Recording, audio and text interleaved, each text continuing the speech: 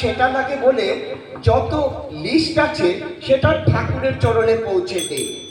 আমরা কিন্তু একবারও ভাবি না যে ঠাকুর আমি তোমাকে চাই, এটা আমার মনে আসে না। সেই প্রসঙ্গে বলি, ঠাকুর ভক্ত সমাবেশে সমাসীন।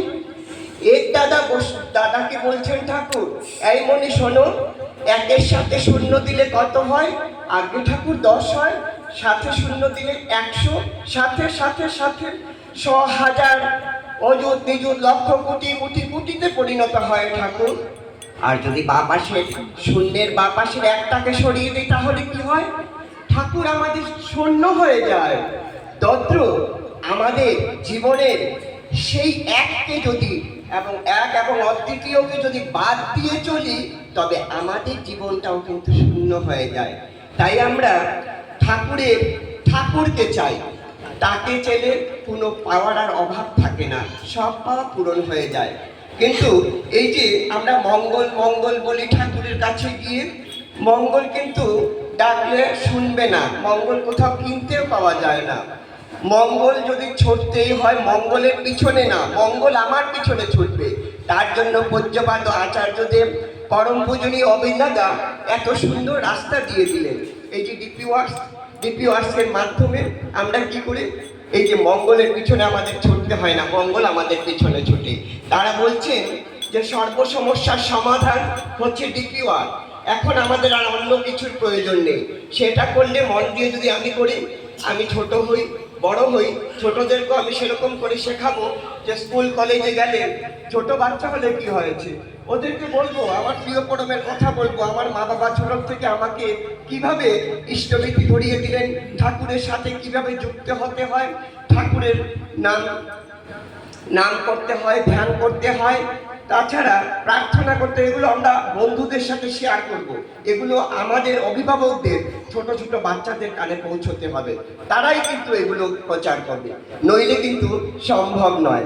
কারণ আমার মঙ্গল আমি করতে হবে, আমার মঙ্গল অন্য করতে পারবে না। আমি তাকে উদ্ধার করব না, তিনি আমাকে উদ্ধার করার জন্য এসেছেন। আমি তার চরণাশ্রিত হয়েছি নিজে উদ্ধার করার জন্য। তার চরণাধীন আমি, আমার চরণাধীন তিনি নন। তাই তার ইচ্ছাধীন যদি আমি হয়ে থাকি, তাহলে তার কথাই তো মানতে হবে।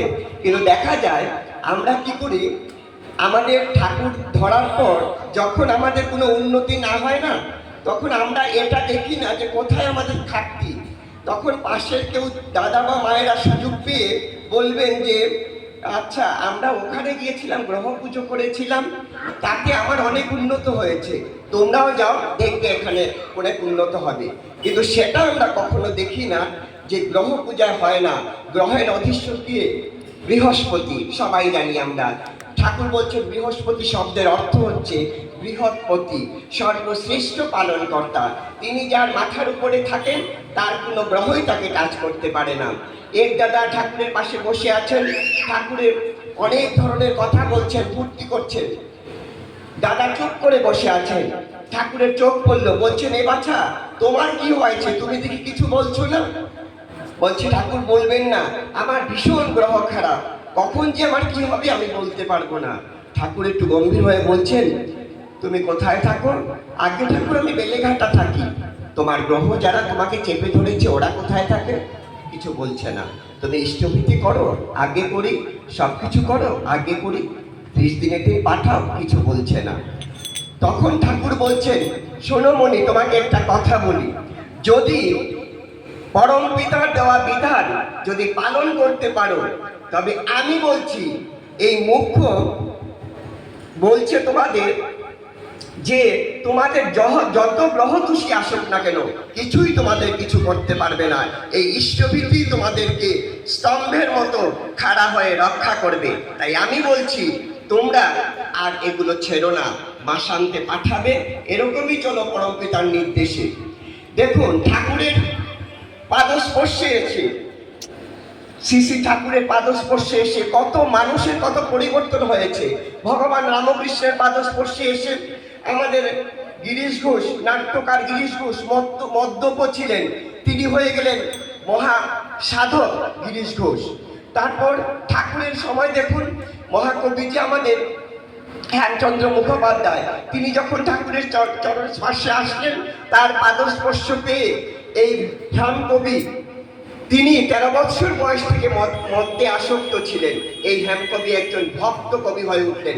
তিনি ঠাকুরকে দেখে কত গান রচনা করেছিলেন, এগুলো বলে ইয়ত্তা নেই। তিনি ভক্ত হয়ে উঠলেন।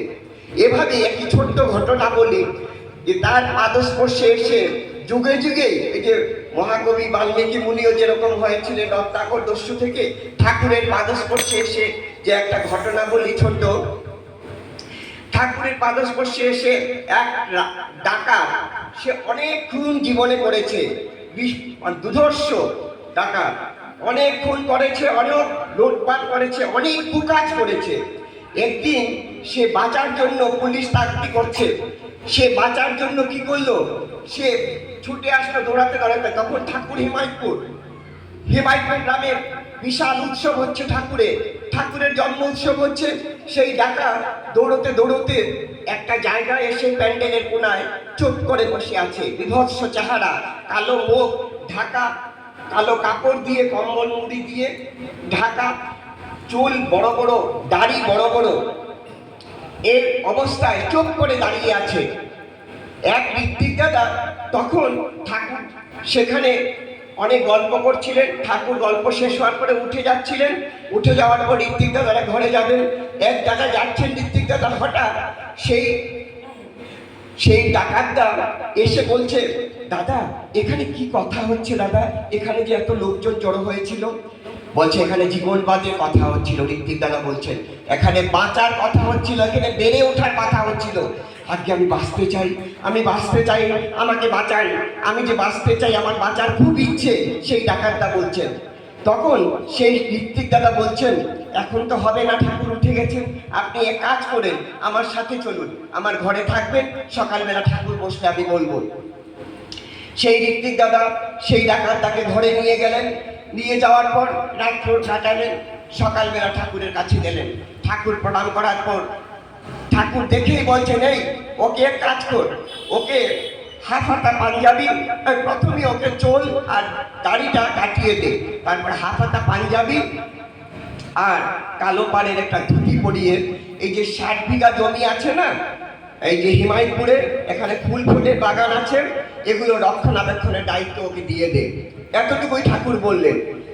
ঠাকুরের কথা অনুযায়ী সেই ঋত্বিক দাদা ওনাকে ঠিক এইরকম সেরকমই তৈরি করলেন, সেই চার্জও দিয়ে দিলেন, তিনি চলছেন। আমি সংক্ষেপে বলছি, সময় তো খুব কম। তো এরকম চার্জে দেওয়ার পর দিনের পর দিন যাচ্ছে, মাসের পর মাস, 7 মাস 8 মাস কেটে গেল। সেই দাদা আর নিরামিষ আহার, সাত্বিক আহার করছেন, এরকম চলছেন। ঠাকুরের নির্দেশে তিনি দিন অতিবাহিত করছেন। তার চেহারা, তার রং, তার সব কিছু পাল্টে গেল। কিন্তু চোর পুলিশের একটা খেলা থাকে, তো খবর পেলেন পাবনার এসপি সাহেব যে হিমায়তপুর গ্রামে এই ঠাকুর অনুকূল চন্দ্রের আশ্রমে ওই বিড়লা ডাকাত, সেই ডাকাত দাদার নাম ছিল বিড়লা, সেই বিড়লা ডাকাত ওখানে লুকিয়ে আছে, ঠাকুর অনুকূল চন্দ্র ওখানে রেখেছেন লুকিয়ে।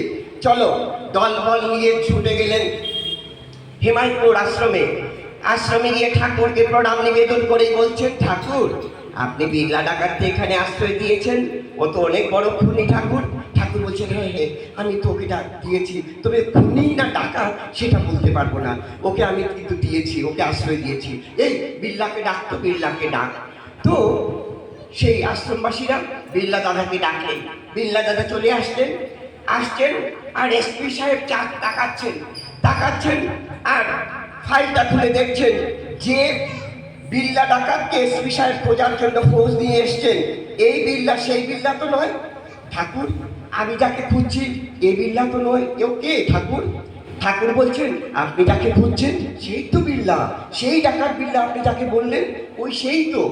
ঠাকুর বলছে, এটা কি করে সম্ভব, ওর তো চেহারাই এরকম নয়, ও তো এরকম নয় ঠাকুর, ও কিভাবে হলো এরকম?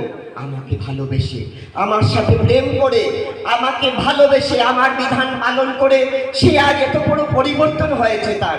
এসপি সাহেব আপনি যদি ধরতে চান নিয়ে যান ওকে, আমি বাধা দেব না। এসপি সাহেব বলছেন ফাইলটা বন্ধ করে ঠাকুর, আমি যে বিড়লাকে খুঁজতে এসেছিলাম ও তো সে নয়, আমি তাকে নিতে পারবো না, ও তো সে নয়, আমি তাকে নিতে পারবো না ঠাকুর, আমাকে মাফ করে দিন। এই যে ঠাকুরের পাদস্পর্শে এসে আমাদের মতো কত সাধারণ সাধারণ লোক কত পরিবর্তন হচ্ছে, আপনারা একটু অনুধাবন করলেই তা বুঝতে পারবেন। আমাদের জীবনেও কিন্তু অনেক ঘটনা এরকম আছে যেটা হয়তো আমরা অনুভূতির দ্বারা বুঝতে পারছি না, সময় কম, তাই আর এখানেই আমি যবনিকা টানছি। তুমি যাহা দাও তাই মোর ভালো, আমি যাহা চাই ভুল, আধারের পাশে রাখিয়াছ আলো, অসীমের পাশে কুল, বন্দে পুরুষোত্তম।